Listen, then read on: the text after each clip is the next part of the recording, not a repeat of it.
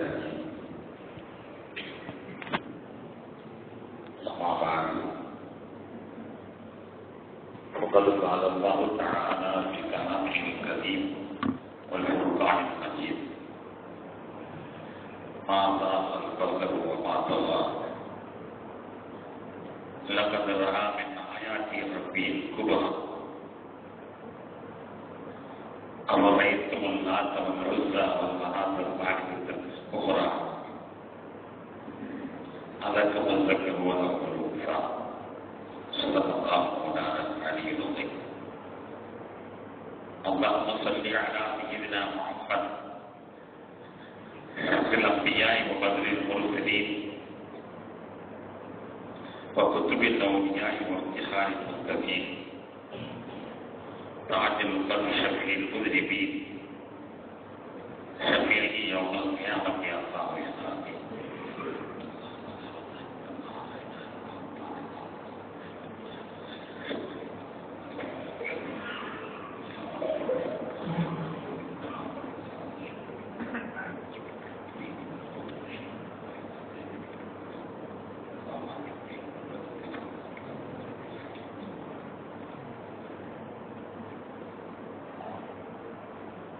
சிறப்பான இந்த மேலாண்மை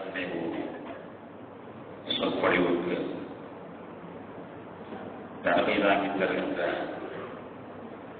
இஸ்லாமிய முறைமுறை ட்ரஸ்டோருடைய தலைவர் ஜனாப் ஆனா சீனா மூனா சம்சுத்தீன் நண்பர்களே, முன்னிலை வைத்துக் கொண்டிருக்கின்ற இஸ்லாமிய முறைமுறை ட்ரஸ்டோருடைய நிர்வாகிகளே, ஜாமியாவுடைய பேராசிரியர் பெருமக்களே, நமது ஊருடைய பள்ளிவாசல்களின் இமாம்களே, ஜாமியாவின் மாணவர்களே, அன்பு குறித்தான பெரியோர்களே, சகோதரர்களே, தாய்மார்களே, சகோதரிகளே, அல்லாஹ் தஆலா இந்த புனிதபக்தி எனவே நம்முடைய அடியார்களுக்கு வழங்குகின்ற அனைத்து நல்வாழ்வுகளையும் உங்களுக்கும் எனக்கும் தந்தல் புரிவார்.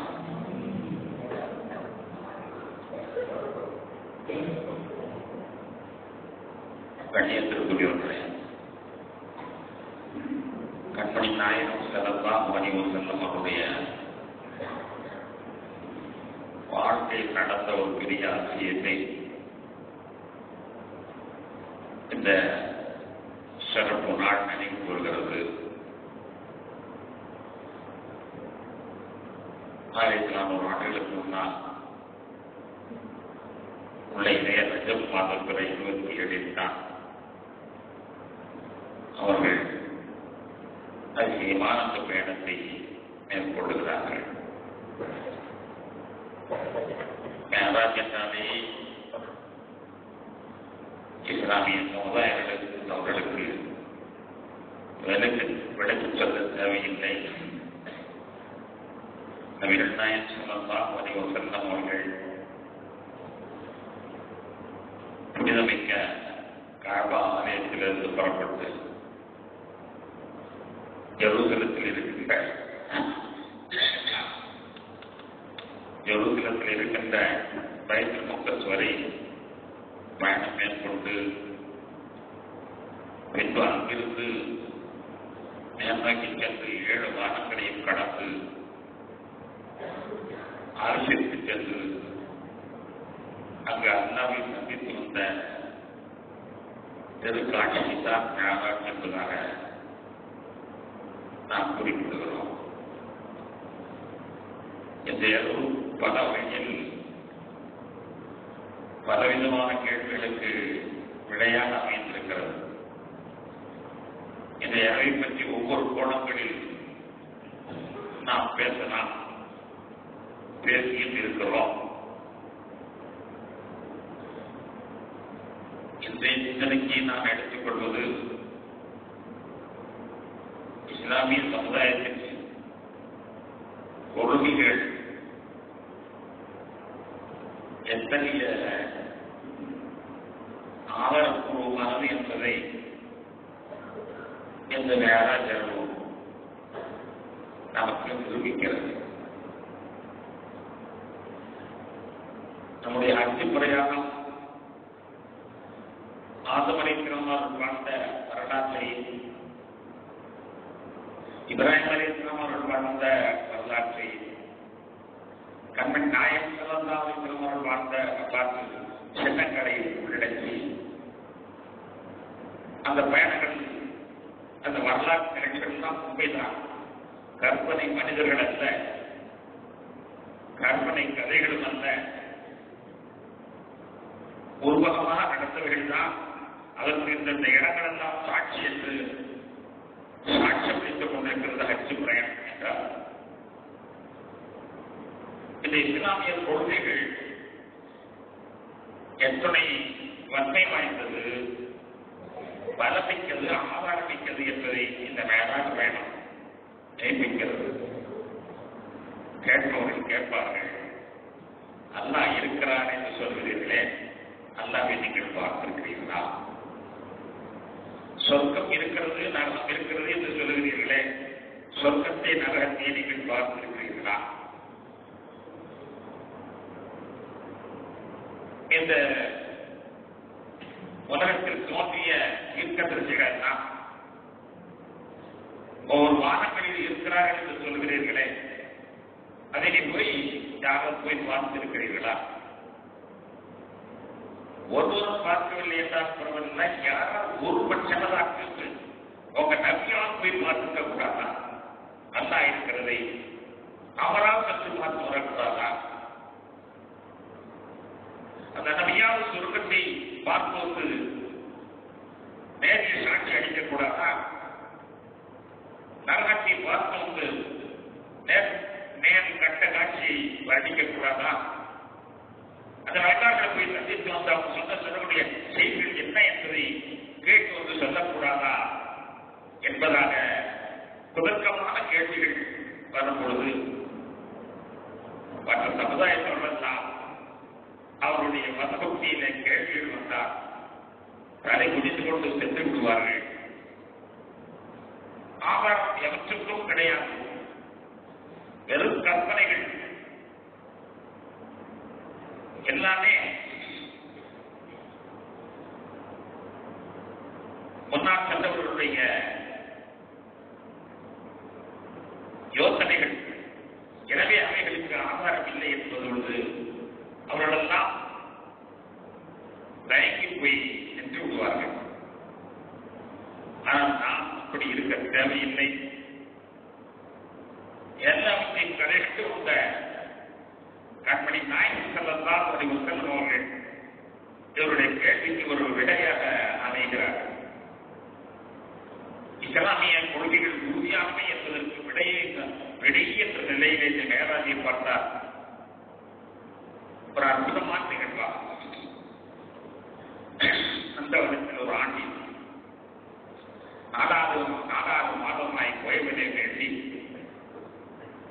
கொண்டு வந்தான். அது தோண்டி அதை கூத்தாடியை போட்டுடைத்தாட்டிட்டு கடவுளை சித்தரித்த ஒருவர் சொல்வார்,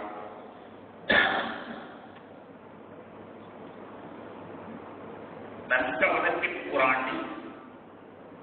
நந்தவனம் என்ற சொர்க்கம், அங்கே ஒரு உயிர், நந்தவனத்திலே ஒரு உயிர், ஒரு சொர்க்கத்திலே ஒரு உயிர்.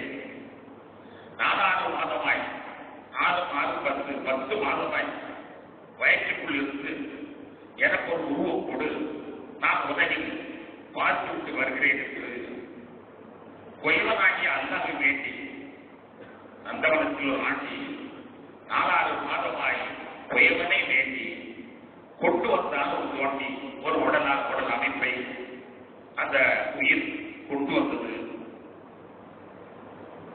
அதை கூத்தாடி போட்டுடைத்தாட்டி என்று அவர் வருத்தப்பட்டு சொல்வார். எவ்வளவு தவம் இருந்து நாமளும் உலகத்தில் கற்க வேண்டும் என்று 10 மாதங்களாக கருவறையிலே இருந்து இறைவனை வேண்டி கடைசியில் அற்புதமாக ஒரு தோண்டி போன்ற ஒரு உடலை கொண்டு வந்து அதை ஒரு குடியாக நல்ல அமல்களிலே ஈடுபட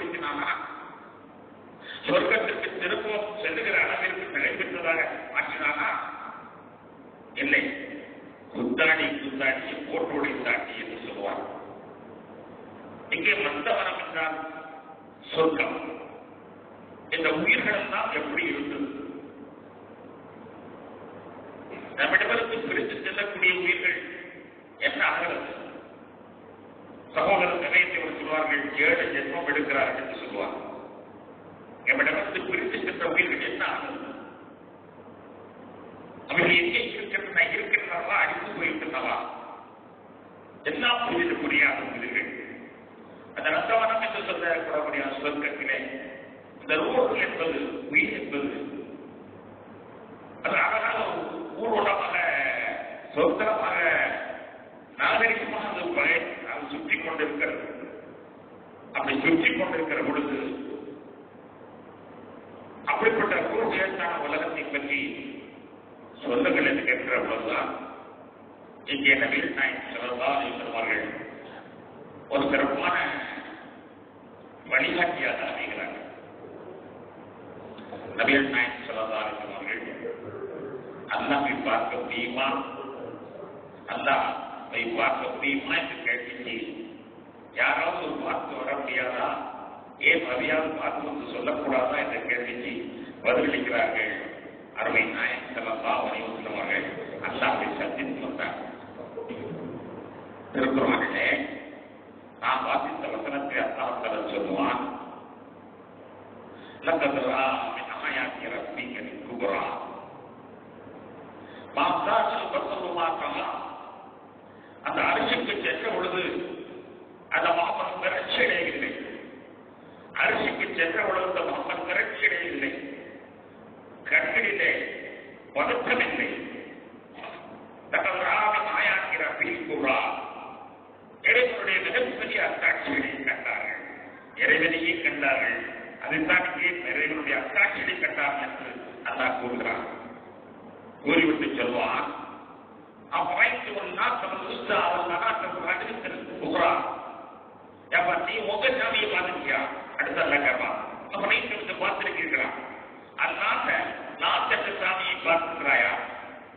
நம்ம நாட்டில் எல்லாம் கிருஷ்ணன் விநாயகன் என்று சொல்வோம். அரபத்தில் உள்ள சாமிகள் பெயர் லாத்து, உஸ்ஸா, மனாத். வந்தா கேட்கிறான், முறைக்கு நாட்டை நீ பார்த்திருக்கியா? ரசூலுல்லாஹ் பார்த்திருக்காரா? உஸ்ஸாவை நீ பார்த்திருக்கியா? இல்ல பார்க்க முடியாது, ஏன்னா கற்பனை வருவோம். ஆனா அல்லாஹ்வை ரசூல் பார்த்திருக்கிறாரா? மனாத்தை நீ பார்த்திருக்கியா? நாட்டை பார்த்தியா? மனத்தை பார்த்தியா? உஸ்ஸாவை பார்த்தியா? நீ ஒன்றையுமே பார்க்கல, ஆனால் எங்கள் நபி அல்லாஹ்வை கண்டு வந்தா என்று அல்லாஹ் அற்புதமான வசனத்தின் மூலமாக என்ற ஆயத்தினுடைய உடனே அற்புதமாக எடுத்துரைக்கலாம். அல்லாஹ்வை ரசூல் பார்த்தாங்க. அல்லாஹ்வை பார்த்து வந்த ஒரு உதாரண கேள்விக்கு அல்லாஹ்வை ரசூல் பார்த்தாங்க. கண்மை நாயகம் ஸல்லல்லாஹு அலைஹி வஸல்லம் அவர்கள் பார்த்து வந்தார்கள். அந்த பயணத்திலே இன்னொரு உண்மையும் நமக்கு தெளிவாகிறது. நம்மிடமிருந்து விடைபெற்று சென்ற உயிர்கள் என்ன ஆகும்? பின்னாடி எல்லாரும் சொல்லியிருப்பான், அவர் எங்கே போயிட்டார்? உள்ள உச்சி எல்லாமே மறந்து எங்க போனார்? இந்த கேள்விக்கு மற்ற மரங்களெல்லாம் தடுமாறுகிற பொழுது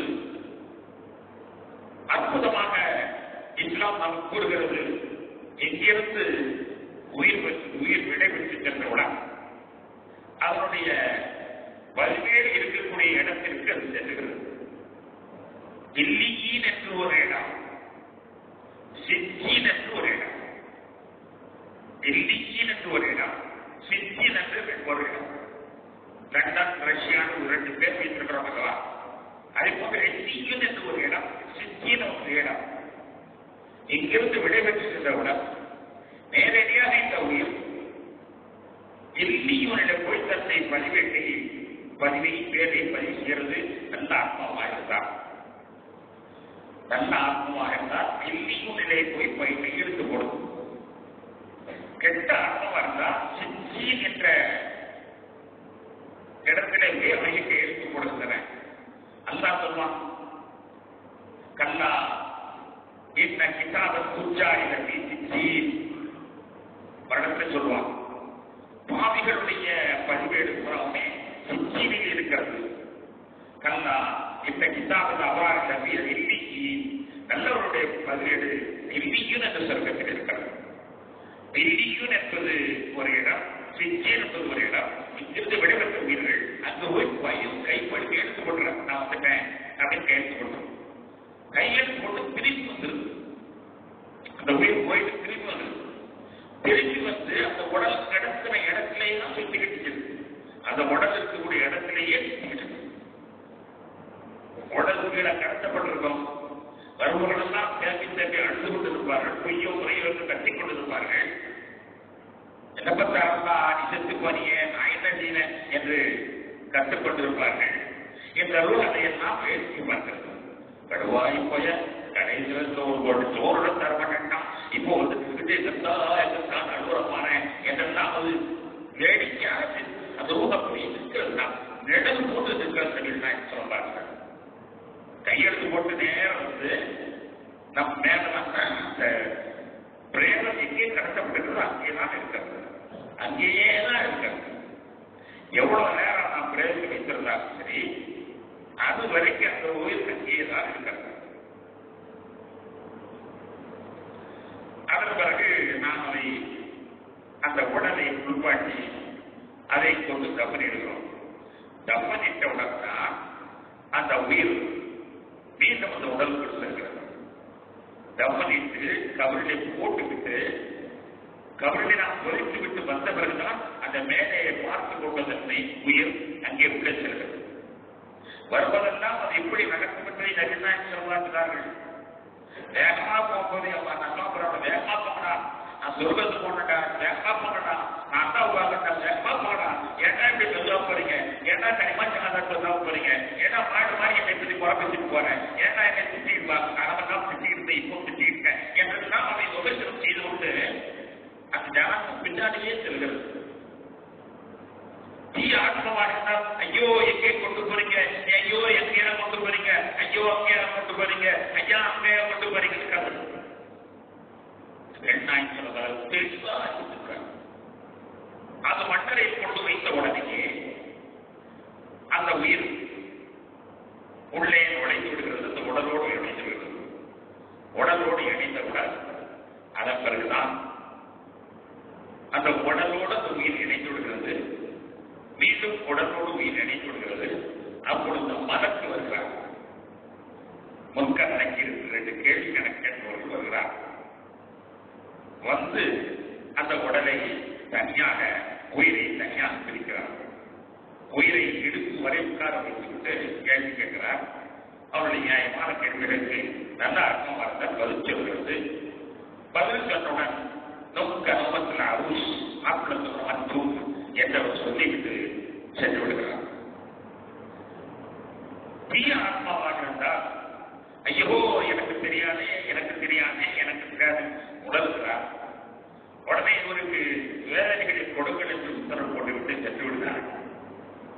அந்த உயிர் வேதனைக்கு உள்ளாக்கப்பட்டு அதன் பிறகு செருப்பு சத்தம் நாம் அங்கே இருந்து வெளியில வருகிற பொழுது செருப்பு சத்தம் கூட அந்த மையத்தில் கேட்கிறது. மையத்திற்காக நடந்து போறாங்க, என்ன நடந்து போறாங்க, தலைவர் நடந்து போனா அந்த செருப்பு சத்தம் காட்டிக்கணும். அவர் தலைவர் நடந்து போயிட்டு இருக்கிறாங்க, அதற்கு நடந்தவங்க அது காட்டி அது போயிட்டு இருக்காங்க. அது புரிஞ்சிட்டு இந்த உயிர் என்ன செய்யறது அப்படின்னு திரும்பவும் பழைய இடத்துக்கு அவங்க பதிமான இடத்துக்கு பதிமான இடத்திலேயே தாடி இருக்காது. எவ்வளவு காலத்திற்கு பிறகு அந்த புத்துணர்ச்சி கொடுத்து உயிர்களை எழுப்புகிறானோ அது எவ்வளவு காலம் என்று சொல்ல முடியாது. இந்த 100 வருஷமா முடியாது, சொல்ல தெரியாது. இன்னொரு 1000 வருஷமா சொல்ல தெரியாது. எத்தனை வருஷம் ஆனா தெரியும். அது வரைக்கும் உங்களுக்கு எல்லையும் உள்ள நல்ல இடம் கொடுக்கப்பட்டிருக்கு.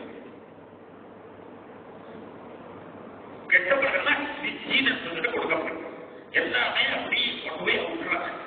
இந்த முதல் கேள்விகளை மற்றொருக்க உமாசியனுக்க என்ற கேள்வி ஒரு நபியில இந்த கேள்விக்கு பதில் சொன்ன பிறகு அந்த முதல் கேள்வி கேட்டது பிறகு இவர்கள் அப்படியே திரும்பவும் பல இடத்திற்கு அவங்க பரிமாண இடத்துக்கு சென்று விடுகிறார். பரிமாண இடத்திலே நல்ல ஆட்காக்கள் தூரம் அப்படியே உட்கார்ந்து கண்டு பேசிக்கிட்டு பொழுது போய்கிட்டு வந்து போய் பார்த்துருவோம், இங்க போய் பார்த்துருவோம், எல்லாரும்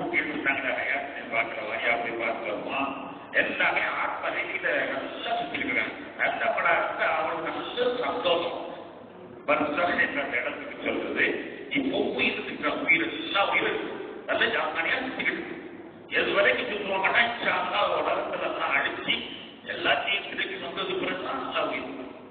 அது வரைக்கும் ஜாலியா சுத்திக்கிட்டு நம்ம வீட்டுக்கு வர முடியுமா? வர முடியும். எங்கேயும் போக முடியுமா? போக முடியும். போகிறாங்க. இங்கே எத்தனை பேர் வந்திருக்காங்க, எத்தனை பேர் போயிருக்காங்க தெரியாது. நல்லவங்க பூரா நல்லா அழகா சுத்திக்கிட்டு நாங்க எங்கேயோ போயிட்டு ஜாலியா அவங்க பொழுது போயிட்டு நம்ம தப்பு செஞ்சா அவங்களுக்கு தெரியுது. படுவா இப்பயே நான் போயிட்டு உடனே தப்பு பண்ணிக்கிறானே என்று வருத்தப்படுறாங்க. வருத்தப்பட்டு அப்படி பொண்ணு சொல்ல போயிடுறாங்க. நல்லது செய்யும் பொழுது பரவாயில்ல அவங்க நல்லா வாங்கலாம் என்று சந்தோஷப்படுறாங்க. நம்ம வீர சுழத்திற்கு எடுத்துக்கிட்டா இந்த வீர சுழத்தில் யார் யாரெல்லாம் மட்டும் போயிருக்கிறார்களோ அத்தனை பேரும் செஞ்சுக்கிட்டு ஆதாரம் என்ன என்று கேட்டால் கண்மணி நாயக் ஸல்லல்லாஹு அலைஹி வஸல்லம் அவர்கள் மேராஜுக்கு போகிற பொழுது நபிகள் நாயக் ஸல்லல்லாஹு அலைஹி வஸல்லம் 1,24,000 நபிமார்களை சந்தித்திருக்கிறார்கள். நபிமார்கள் இறந்தவங்க, ரசூலுல்லாஹ் இறந்தவங்க, முசாரிக்கெல்லாம் இறந்த, ஈசானுக்கெல்லாம் இறந்த, நோனிக்கெல்லாம் இறந்த, பிறகுக்கெல்லாம் இறந்த, எல்லாமே மறுபடியும் இறந்துருச்சு.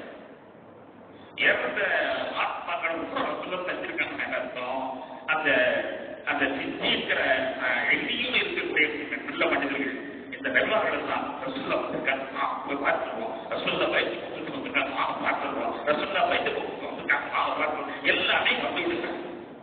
1,24,000 நபர்கள் அங்கே அபிதானமாக பெருமாள் சந்தித்திருக்கிறார். நீங்க நான் அடிக்கடி சொல்லுவது நம்ம பெரிய ஒரு தைரியம் பேசுவோம், பெரிய தைரியம் பேசுறோம். நான் எல்லாமே உண்டா, என்னை மிஞ்சின உண்டா எல்லாம் பேசுறோம். ஆனா ஒரு பேயை பார்க்கணும்னா சக்தி இருக்கா? ஒரு பேயை பார்க்கறதுக்கு நம்ம சக்தி இருக்கா? ஒரே ஒரு பேயை மட்டும் ரொம்ப பேச்சுதான் பெருசு என்ன எல்லாம் ஒரு பேயை கூட நம்மளால பார்க்க முடியாது. ஒரு கதவுக்கு சொல்ல பழக்கம், கதவுல வச்சாச்சு வச்சு அந்த நல்ல மனுஷனுக்கு நீ சொர்க்கத்துக்கு போய் சொர்க்கத்தில் இரு அப்படின்னு சொல்ல முடியும். இந்த சொர்க்கத்தில் இரு என்று சொல்லப்படுகிறது உண்மைதான்ங்கிறத அதையும் அல்லா போறாங்க ஒன்று கூட போறாங்க சொல்லாம இல்லை. ஒரு இடத்துல சொல்லி காட்டலாம், கீழே சொல்லிட்டா சொர்க்கத்துக்கு போப்பான்னு சொல்லி அந்த ஆத்மாட்ட சொல்லப்படுகிறது. மமாஜேதான்னு சொல்லக்கூடிய யாசின வரக்கூடிய ஒரு வார்த்தை கீழே சொல்லிட்டா சொர்க்கத்துக்கு போப்பான்னு அந்த ஆத்மாட்ட சொல்லப்படுது. அது சொல்லப்படும் பொழுது அந்த ஆத்மா சொல்லுது, யாரைத்த கௌமிய நான் ஒரு தடவை போய் என் கூட்ட சொல்லிட்டு வந்துடுறேன், நான் நல்லா இருக்கேன்னு சொல்லிருந்தேன், ஒன்றும் சொல்ல மாட்டேன், நல்லா இருக்கேன்னு சொல்லிருந்தேன். யாரைத்த கௌமிய அளவோ என்னுடைய மக்களுக்கு பற்றி தெரிய வேண்டுமே, எனவே நான் சொல்லிட்டு வந்துடுறேன்னு சொல்லி ஆத்மா சொல்லுது என்பதை அந்த குரான்ல சொல்றான். அந்த உயிர் இருக்குதே அது சொல்லுது, நான் ஊருக்கு ஒரு தடவை போயிட்டு வந்துடுறேன். மதம் சொன்னாரு போவாத, செருப்படி வாங்கிட்டு வருவ, நீ போகாத செருப்படி வாங்கிட்டு வருவ. இல்ல நான் போய் நல்லா சொல்றேன் வைத்துப்பட்டேன். எனக்கு இன்னைக்கு நான் இறந்த உறப்பாங்க என்ன அல்லா எனக்கு சொல்லு, அல்லா எனக்கு சொல்லு, இதை நல்ல செய்தி மட்டும் சொல்லு. போகாத செருப்படி விடுவேன் இருக்கும் மதத்தை சொல்லி பார்க்கிறார். எந்த மற்ற ஒரே ஒரு மனுஷன் கற்பனை கொண்ட ஒரு மனுஷன் அந்த மனுஷன் மட்டும் உத்தரவுதான் திரும்பி பார்க்கலாம். பார்க்கிறாங்க அந்த மனுஷனே அவன் வீட்டுக்கு தான் வரான். அவன் வீட்டுக்கு வந்து கதவை தட்டுறான். கதவை தட்டுறவன் அவன் பார்த்துட்டு என்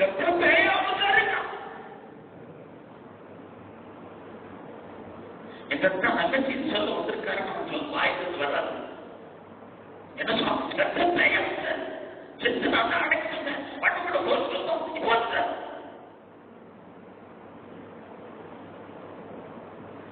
அவன் வந்த உடனே பெருப்பிடிக்க மாட்டேன். சரியா தம்பி என்னை பேர் சொல்லணும், நான் அவங்க அர்த்தம் வந்திருக்கிறேன். நல்ல நிலையில நான் என்ன கல்லாக்கிட்டான் சொல்லுறது அது சொல்றதுக்காக இருந்தான். இது கட்டம் பயம் கட்டான சத்தம் இது கட்டான நினைச்ச பயணம் இருக்கக்கூடிய எல்லாமே வார்த்தை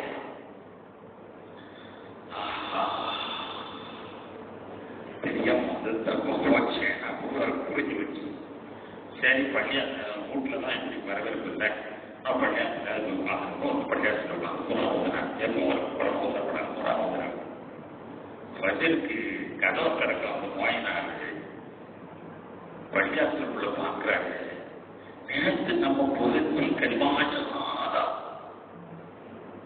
யாயத்தும் நம்சல் முத்துமைமா இருக்கிறீரா ரப்பிகீரா எல்லாம் பத்தியா பதுகுதி விரிவாடி பதுகுதி செத்து என்று நான் தண்ணி ஊத்திட்டு வந்தேன் ஒரு குடம் தண்ணீரை ஊத்திட்டு வந்தேன் இப்போ பேயாங்க உடனடிச்சு ஓடுறேன் புத்தகி புத்தகிட்டா புத்தகி என்னங்க அந்த செத்தவருக்கு பேயா என் கற்பனை உண்மை நடக்க பேயா அப்புறம் வந்து பார்க்கிறாரு முத்தோகி சாய் வந்து பார்க்கிறாரு பஜர் நேரத்துல இதுக்கிடையில ஊர்ல தெரிஞ்சு ஊர்ல ரொம்ப எல்லாருமே பயந்து நடக்கிறார் இந்த மனுஷன் நம்ம வந்து தத்துவம் ஒரு மனுஷன் கூட பெரிய தைரியமா சந்திப்பதற்கு தைரியம் இல்லை பயிலுவான் அப்படி செஞ்சுவான் இப்படி செஞ்சா 2000 3000 ஒரு பேய சந்திக்கிறதுக்கு அவனுக்கு நரகத்து இல்லை தனி காட்டிலே தனியாக போகும் பொழுது எந்த விதமான துணையும் இல்லாத நேரத்தில் இரவு நேரத்தில் போகும்போது ஒரு சத்தம் கட்ட போதும் அவன் பரவாயில்ல தெரியும் நான் என்ன சொல்றேன்னா ரூப ஒட்ட சந்திக்கிறதுக்கு ஒன்றாக பேசினா அந்த நபிகள் நாயகம் ஸல்லல்லாஹு அலைஹி வஸல்லம் அவர்கள் 1,24,000 பேரை சந்திச்சிருக்காங்க. கொஞ்சம் கூட பயப்படுங்க கண்ணில் திரட்சி நல்லாவே சொல்லலாம் இந்த மனுஷன் புது 10 இடப்புறம் புதிய புதிய இடங்கள் உலகமல்ல சொர்க்கம் புதிய இடத்துக்கு வந்திருக்கிறார். இந்த சித்திரத்தில் இந்தஹா ஜன்னத்துல் மஅவா யக்ஷப் சித்திரத்த மாயம்மா மாறாமல் சொல்லுமாட்டாங்க அல்லாஹ் குர்ஆன்ல சொல்லுவான் அவர் சொர்க்கத்துக்கு வந்தார் அந்த இடத்துல ஜன்னத்துல் மஅவா இருக்குது அந்த இடத்துல ஒரு இறந்த மரம் அந்த இறந்த மரத்துல எத்தனையோ விதமான வட்ட விதமான கலர்கள் தெரிஞ்சு அந்த நேரத்திலே முகமது வேறல 1,24,000 பார்த்து குசலம் விசாரித்தார்கள் நல்லா கேட்கிறான் நீங்க வாங்கின எங்க வீட்டுக்கு பண்ற கட்டாயம் அவசியமா வந்தேன் நான் 4வது மாதத்துக்கு உட்காந்துருக்கேன் வந்துருக்கு கட்டாயம் பண்றேன் நான் 3வது மாதத்துக்கு உட்காந்துருக்கேன் வர்றேன் எல்லாருக்கும் சாப்பிட்டு போறேன் பயப்படல ஒரு ஆத்மா கூட படைப்படல 1,24,000 பேரை தைரியமா சொன்ன ஈடுபட்டிருக்கிறேன்னா நான் உடம்பு எவ்வளவு பெரிய மனுஷன் நீ மனுஷன் ஒரு பெயர் சந்திக்க முடியல சந்திக்க முடியல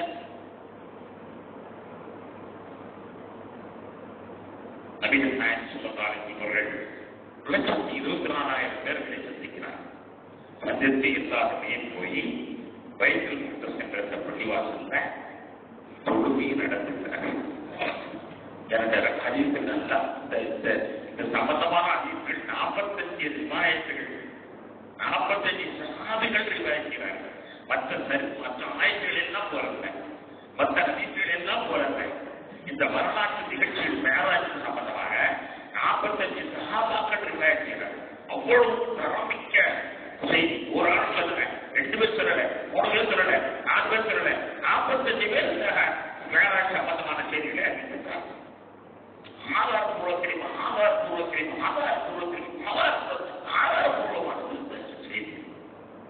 எல்லாரும் பைத்துல் முக்தஸ் என்ற பெரிய பள்ளிவாசலுக்கு செல்கிறார்கள். 1,24,000 பேர் பள்ளியத்தில் இருக்கிறாங்க, தொழுகிறாங்க. நபிகள் நாயகம் ஸல்லல்லாஹு அலைஹி வஸல்லம் அமைச்சர்கள் கணேசனுடைய பின்காலத்தில் நடந்த ஒரு நிகழ்ச்சி. நபிகள் நாயகம் ஸல்லல்லாஹு அலைஹி வஸல்லம் அவர்கள் இருக்கும் பொழுதுதான் அவர்கள் ஹிஜ்ரி 6வது வருஷம் 6 வந்தர்களுக்கு சவால் இருக்கிறார். வந்தர்களுக்கு ரஷ்யா வந்தார், அமெரிக்கா பிரதமர், லண்டன் பிரதமர், இது மாதிரி 6 பேருக்கு சவால் இருக்கிறார். அதுல ஹெர்குல் என்று சொல்லக்கூடிய ஹெர்குலிஸ் என்று சொல்வார்கள். ஹெர்குல் என்ற ஒரு மனிதன் ரோமானிய பேரரசு. ரோமானிய பேரரசுக்கு சவால் எழுதியிருக்கிறாங்க. நபிகள் நாயகம் ஸல்லல்லாஹு அலைஹி வஸல்லம் சவால் எழுதுற உடனே அவங்க சவாலுடைய தரம் பற்றி விசாரிக்கிறாங்க. எழுதுன ஆள் யார், அவருக்கு என்ன அதிகாரம் இருக்கு, ஒரு பேக்ரவுண்ட் என்ன என்று அவங்க விசாரணை பண்றாங்க. விசாரணை பண்றது அரபத்து வியாபாரிகள் யார் ரோம் வந்திருக்கிறார்களா என்று கேட்கிறான். ஆமா, ரோமானில அரபத்து வியாபாரிகள் வந்திருக்கிறாங்க. அவங்கள கூப்பிடுது, அபூ சுஃபியான் இவரை கூப்பிட்டு விசாரிக்கிறான். முகம்மது வந்திருக்கிறார், ஆமா இருக்கிறார், தாப்பரா பேர், தந்தை பேர் எல்லாம் சரியா என்ன அவர் வார்த்தையில பொய் சொல்லிருக்காரு, என்ன அவர் பொய் சொல்லுங்க, கேட்ட கேட்கலாம் ஒழுங்கா சொல்லிச்சு. ஆனால் அவர் இஸ்லாத்தை ஏற்றுக்கொள்ள. நான் வந்த விசாரித்த மனிதர் அரபி மக்கள்காரர், நான் இஸ்லாத்தை ஏற்றுக்கொள்ள. அப்ப அந்த அபூ சுஃபியான் சொல்றாரு, என்ன செஞ்சாங்க, இந்த ஆளு ராத்திரியோட ராத்திரியா மக்காவில இருந்து புறப்பட்டு பைபிள் முகத்தை போயிட்டு வந்தான்னு சொல்றான். அதை மட்டும் நம்ப முடியல அப்படின்னு ஒரு இக்கர் நடக்கிறார். ஒரே ராத்திரில நாங்கள்லாம் மாசக்கணக்கான புத்தகத்தினுடைய வாழை கடிச்சு விரட்டி தான் ஒரு பயணம் போய் சேருவோம். அவ்வளவு உள்ள இடத்துக்கு ஒரே வெள்ளம் போயிட்டு இருக்கிறார் சொல்றாங்க. எப்படி நம்புறது? இது ஒண்ணுதான் நம்புற மாதிரி இல்லை அப்படின்னு அந்த ஆளுக்கு அதே கூடாது. அரசர் வந்து கிறிஸ்தவம், ரோம் கிறிஸ்தவர். அவர் கிறிஸ்தவருக்காக பார்க்கிறார். இப்ப மசல காலத்தில் வச்சிருந்த தகவல்கள் எல்லாம் உண்மையா, முகமது அவங்க உண்மையா ஆமா பொய் சொல்லிருக்காரா சொல்லல, அவங்க குடும்பத்தில் யாராவது இது வரைக்கும் இந்த மாதிரி நம்பிக்கை வாசிச்சிருக்காங்களா வாசிக்கல, அவங்க குடும்பத்தில் யாராவது இருக்கிறதா இருக்காங்களா இல்லை, இப்படி எல்லா தகவலையும் சொல்லிக்கொண்டே இருந்தவர் ஒரு பொய்க்கப்பட்டு சேர்த்து சொல்றாரு. இந்த ஒரே நாள் சொன்னாங்க, அது மட்டும் எங்களை நம்ப முடியல. நம்ப முடியும் சொல்லிக்கிட்டு இருக்கும் போதே ஆதாரபூர்வமாக கடித பதிவு செய்திருக்கிறது. அங்க அரசன் பக்கத்தில் இருந்து ஒருத்தர், அவர் யாருன்னா பைபிள் முகத்துடைய காவல் கதவை மூடக்கூடிய காவல்காரர். பைபிள் முகத்துடைய கதவை மூடக்கூடிய காவல்காரர். அந்த காவல்காரர் சொல்றாரு, இல்ல அந்த முகமது பைபிள் முகத்துக்குள் வந்தது உண்மை, பைபிள் முகத்துக்கு முகமது வந்தது உண்மை. எப்படிமா உனக்கு தெரியும்? நான் தான் பள்ளிவாசலுடைய கதவை கூட்டுறேன், பள்ளிவாசலுடைய கதவை திறக்கிறதும் நான் தான். பைபிள் முகத்து பெரிய பள்ளியாங்க, அந்த பெரிய பள்ளியாசலுடைய கதவை திறக்கிறது கூட்டுறது நான் தான். ஒரு நாள் தினத்துல நான் கதவை அடைச்சு பார்க்கிறேன், ஒரு கதவை அடைக்க முடியல. என்னச்சுதான் அடைக்க முடியலன்னு எனக்கு தெரியல. கதவை அடைச்சு பார்க்கிறேன், கதவை அடைக்கவே முடியல. ஒரு வழி இல்லை, என்ன செய்யறதுக்கு தெரியல.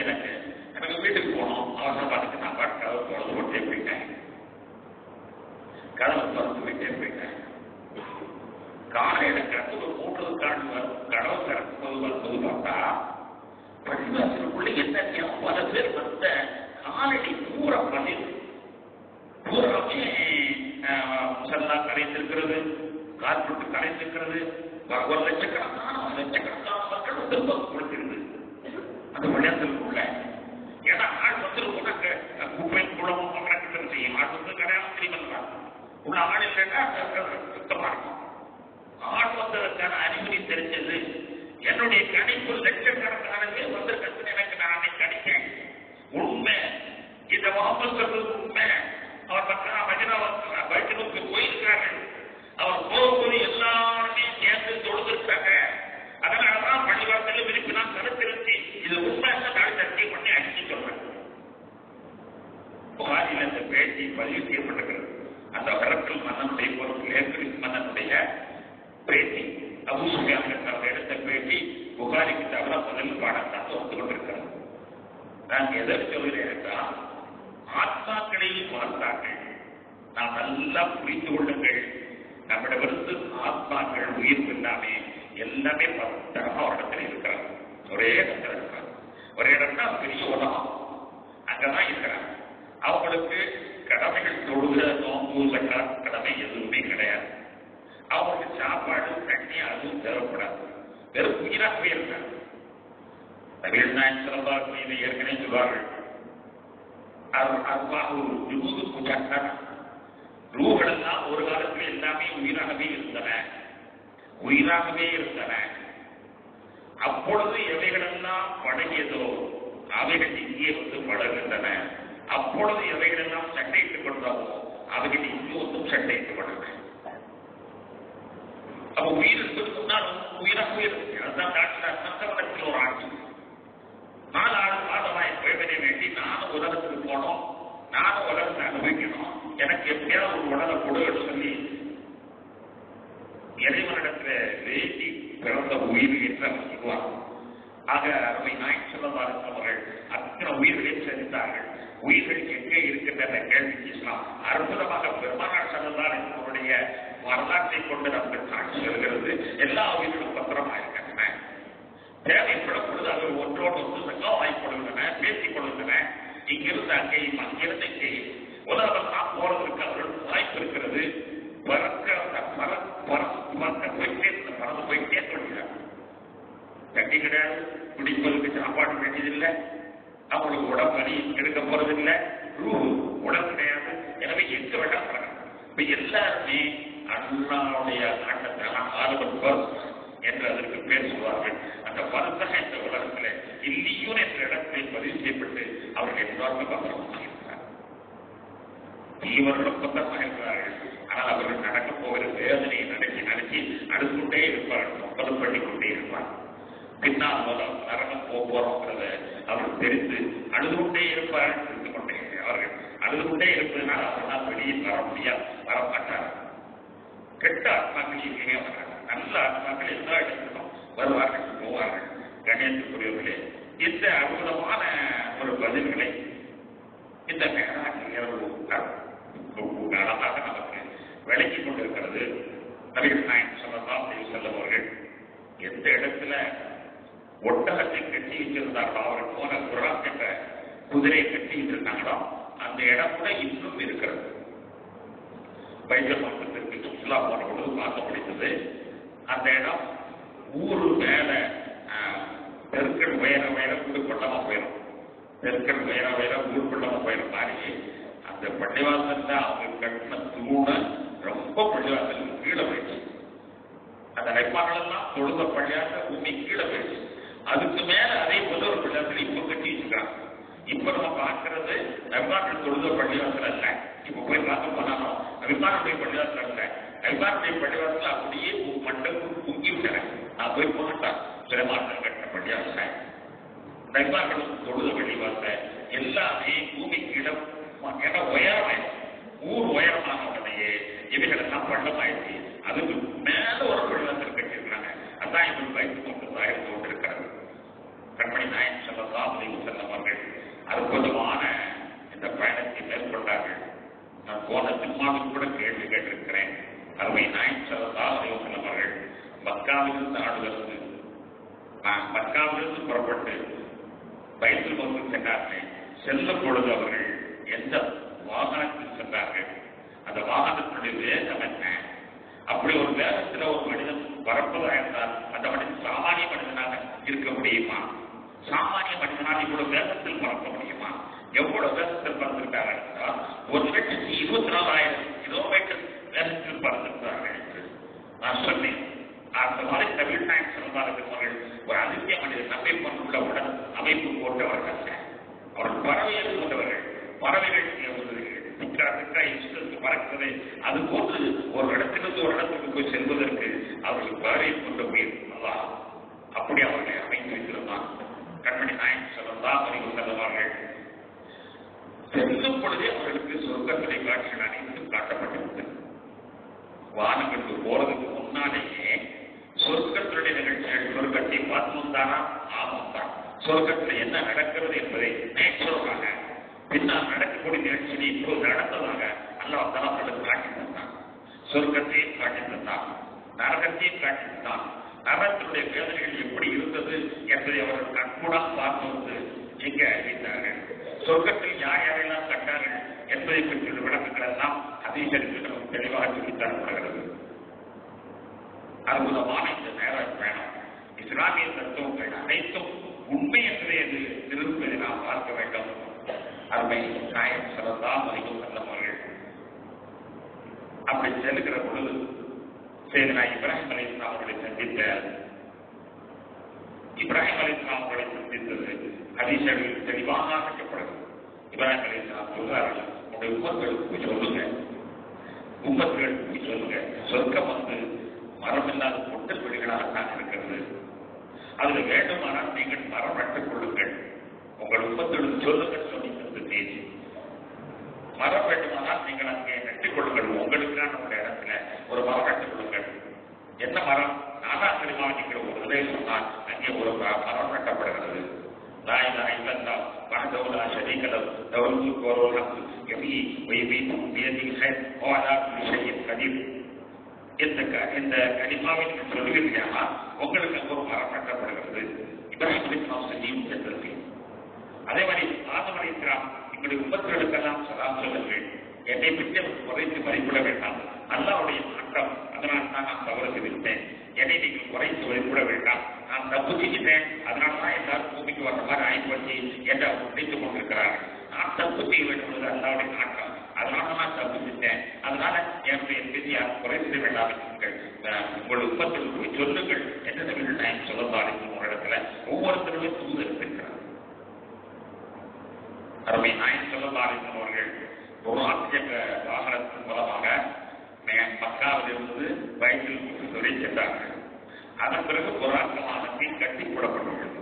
ஒரு தூண்ல ஓட்ட போட்டு இப்ராஹிம் கூட வந்தவங்க அந்த தூண்ல ஒரு கையை போட்டு குத்துறாங்க, ஓட்டை வந்தது, அந்த ஓட்டையில கட்டி போட்டுட்டு அதுக்கு பிறகுதான் ரசூல்லா மேலே போறாங்க. ரசூல்லா எந்த இடத்தில் மேலே சென்றார்கள் என்பதற்கு அறிகுறியாக இப்பொழுது பைத்துல் முக்தஸுடைய இந்த குப்பா இருக்கிறது. அந்த குப்பாவில் ஒரு பாறை உள்ளே நுழைந்தா ஒரு பாறை, அந்த பாறையில் தான் என்ன சொல்லலாம் மேலே. அதுக்கு மேல அவங்க போகும்போது எஸ்கலேட்டர் போட்டு ஏற்றிட்டு வேண்டிதான் அதை நம்ம அப்படியே லிப்ட் பண்ணும், அதை அப்படியே மேல கொண்டு லிப்ட் அவர்களை கொண்டு சென்றது 1வது வாரம் வரைக்கும். அப்படி போகப்படுவதுதான் முதலமைச்சர் வைத்து கூடவே செல்கிறார். 1வது வாரம் போனார், அங்க ஒரு நபியை சந்திக்கிறார். 2வது வாரம் இப்படி 7 வாரங்களை அவர் லிப்ட்ல ஏறி போய்கிட்டு இருந்தாங்க. 2வது வாரம் லிப்ட், முதல் வாரம் புறாக்கு அந்த குதிரை, மின்னல் வேகம் பாயக்கூடிய குதிரை. 2வது வாரம் லிப்ட், அந்த லிப்ட்ல மேல அப்படி மேராஜ், அதான் மேராஜ் சொல்லுவாங்க படி, அந்த ஏறு படிகள், அந்த லிப்ட்ல மேல ஏறி போறாங்க. போய் 7 வாரங்கள் சென்று பிடித்ததற்கு பிறகு அரிசக்தி செல்வதற்கு எஸ்கலேட்டர் தரப்படுகிறது. எஸ்கலேட்டர்னா ஓடும், அது படி ஓடிக்கொண்டே இருக்கும், நாம அதை ஏறிட்டு கொள்ள வேண்டும். படி கீழே சமதளத்தில் ஓடிக்கொண்டு இருக்கும், அதை நாம் ஏற்றுக்கொள்ள வேண்டும். அதில் ஏறி நின்று கொண்டு அவர்களும் ஜிப்ரீல் அலைஹிஸ்ஸலாம் அவர்களும் செல்ல கடைசியில் ஒரு எல்லை வந்த பிறகு ஜிப்ரீல் அலைஹிஸ்ஸலாம் அவர்கள், நான் இதற்குள்ளாக வர முடியாது, நீங்கள் செல்லுங்கள் என்று சொல்லிவிடுகிறார். அந்த எஸ்கலேட்டரில் சிவப்பு கப்படம் பிரிக்கப்பட்டதாக கூட வரலாற்றில் குறிப்பு காணப்படுகிறது. ஜிப்ரீல் அலைஹிஸ்ஸலாம் இனிமேல் நாங்கள் வர முடியாது சொல்வார்கள். உமீன்னா மாலவுன்னா இல்லாமக்காவும் அழகு, இல்லாமக்காவும் அழகு. ஒவ்வொருத்தருக்கும் ஒரு எல்லை இருக்குது, அந்த எல்லை எங்களுக்கு தாண்ட முடியாது. அல்லாஹ்வுடைய அரசுல கடைசி வரைக்கும் போறது எங்களுக்கு அதிகாரம் கிடையாது. எங்களுக்கு ஒவ்வொருத்தருக்கும் ஒரு எல்லை இருக்கு. இப்ராஹிம் நாயகி எனக்கு இதோட எல்லை, இதுக்காகிட்ட நான் என்னால் போக முடியாது. இதுக்கு மேல நான் ஒரு 8 வைத்தால் கூட கரைத்து போயிடுவேன். ஆனால் நீங்கள் ஒரு 8 எடுத்து வைத்தால் கடந்து சென்று விடலாம் என்பதாக சொல்லுவாங்க. அதன் பிறகு தனியாக சொல்லலாம் போறாங்க, தனியாகத்தான் புறமாக சொல்லலாம் இருக்கிறாங்க. அந்த சிவப்பு கப்பட குறிப்பிலே அதை அப்படியே கொண்டு போய் அந்த அவங்களுக்கு சேர்க்கிறது. அவங்க என்ன பேசினாங்க வச்சாங்க என்ற விவரங்கள் எல்லாமே அல்லாஹ் மூடலாகவே வைத்திருக்கிறான். அதை பற்றி சொல்லவே சொன்னாங்க அல்லவா,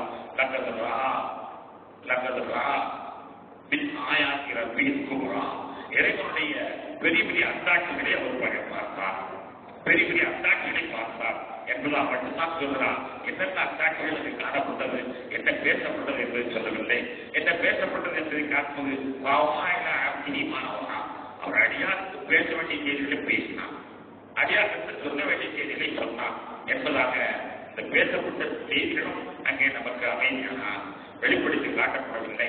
அங்கே பார்த்த காட்சிகளும் வெளிப்படுத்தி காட்டப்படவில்லை. அதன் பிறகு அல்லாவிடமிருந்து அவர்கள் திரும்பி வரும்பொழுதுதான் அவெல்லாம் அறிந்த செய்தி சிறப்பாக அல்லாஹ் அவர்களிடத்திலே தொழுகை எப்பொழுதுதான் கடமையாக்கிறான். அதனுடைய தொழுகை கடமையாக இருந்தது.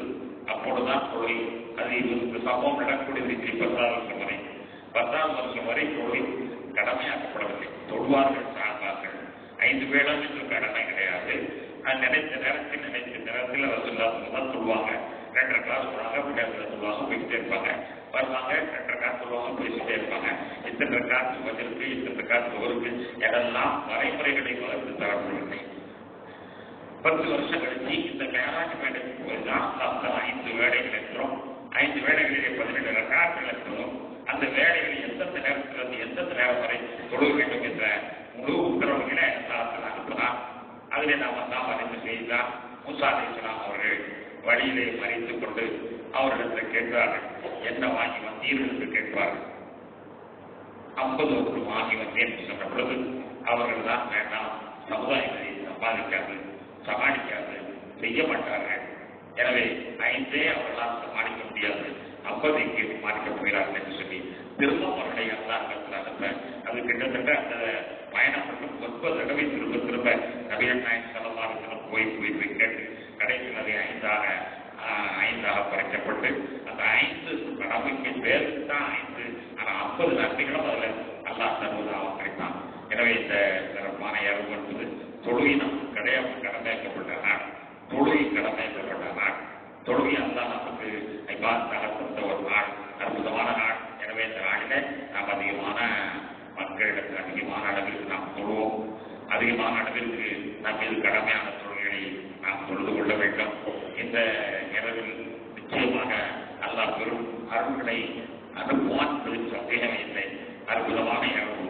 அல்லாஹ் தன்னுடைய நபியை சந்திப்பதற்காக தேர்ந்தெடுத்துக்கூடிய இரவு. அதில் ஏதாவது ஒரு குறை அதிசயங்கள் நடக்கத்தான் செய்யும்.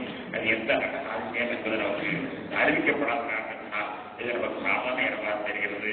எனவே இந்த இரவை முடிந்த அளவிற்கு நாம் இபாதத்தில் கழித்து சிறப்பு செய்வோம்.